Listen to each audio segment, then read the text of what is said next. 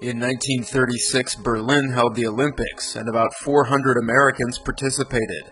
Yet the ones who took the spotlight were a group of 9 U.S. Olympic rowers. A new PBS documentary, inspired by the best-selling book The Boys in the Boat, tells the story of a University of Washington team that triumphed against all odds in Nazi Germany. The documentary is called The Boys of 36, and it's produced by Margaret Grossi.